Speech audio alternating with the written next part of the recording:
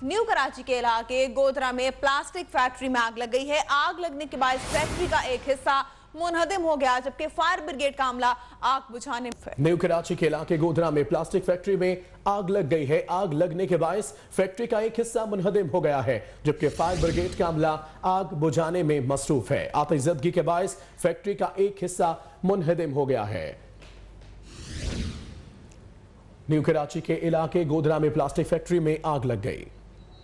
इस बारे में बात करते हैं 24 न्यूज के नुमाइंदे दानियाल सैयद से। दानियाल, बताइएगा इस वक्त यहाँ पर क्या सूरत हाल है?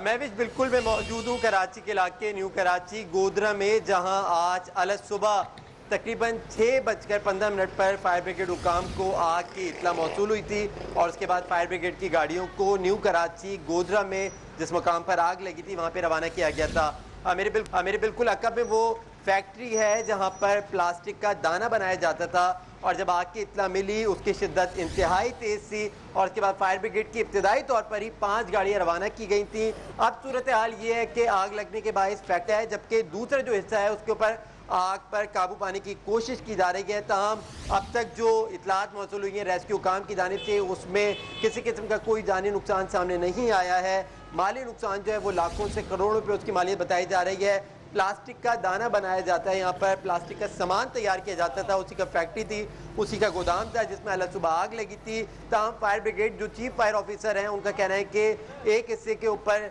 जो मुनद्दिम होकर जो गिर गया था, दूसरा हिस्सा है उसके ऊपर आग पर काबू पाने की कोशिश की जा रही है। तकरीबन 1 से 1.5 घंटा मजीद लगेगा इस आग पर काबू पाने के और में हिस्सा लेने में।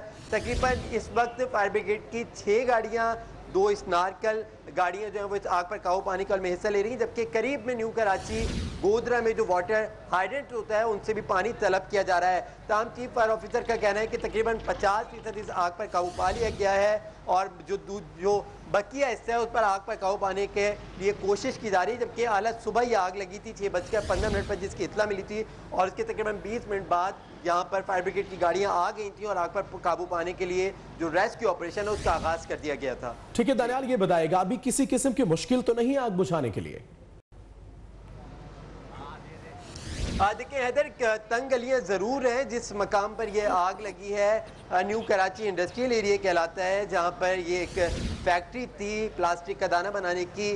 तंग गलियाँ ज़रूर है, लेकिन अब तक किसी किस्म की कोई ख़ास मुश्किलात जिसे कहा जाए कि फायर ब्रिगेड के अमले को उस मुतासर फैक्ट्री तक पहुँचने में वो मुश्किलात का सामना नहीं करना पड़ा। लेकिन बहरहाल जो इलाका मकीन है, जब आग लगी तो इलाका मकीनों की एक बड़ी तादाद यहाँ पर आ गई थी, जो एक सबब बना कि आग पर काबू पाने में मुश्किलात का सामना करना पड़ा था। रेंजर्स ऑफ पुलिस की नफरी यहाँ पर पहुंची और उन्होंने लोगों को जो इलाका मकीन थे उनको दूर रहने की हिदायत की ताकि किसी किस्म का कोई साने या जानी नुकसान ना हो सके।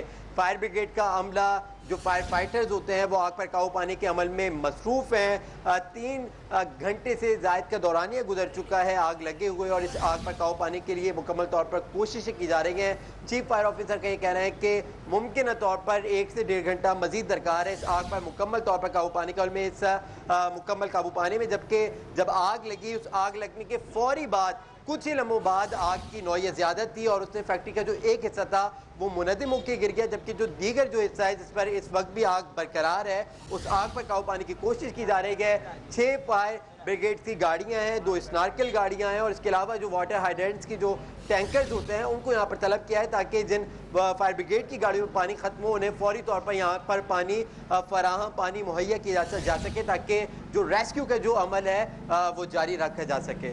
जी ठीक है दानियाल, आप इस सूरत हाल पे नजर रखिएगा, आपसे अपडेट्स लेते रहेंगे।